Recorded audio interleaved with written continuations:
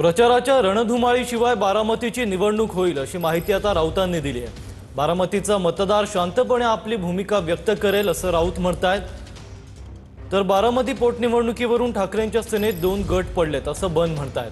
बारामती निवडणुकीत ठाकरेंच्या सेनेतील गटबाजी चव्हाट्यावर आल्याचा दावा आता बन करतायत।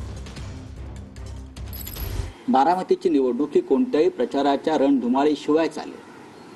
बारामतीचा जो मतदार आहे तो शांतपणे आपली भूमिका मतपेटीतून व्यक्त करेल, एवढंच मी सांगतो। तुम्हाला निर्णय घेता येत नाही। एका बारामती विधानसभेच्या पोटनिवडणुकीबद्दलचा निर्णय घेता येत नाही, कारण दोन गट पडलेत।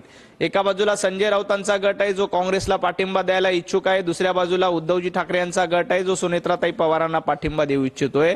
त्यामुळे उभाटा गटामधली ही गटबाजी बारामतीच्या निवडणुकीनिमित्त चव्हाट्यावर आली आहे। यांना लक्षातच येत नाही की आपल्याला नेमकं काय करायचंय। अशा पद्धतीचं कन्फ्युजन तुमच्या पक्षामध्ये झालेलं आहे।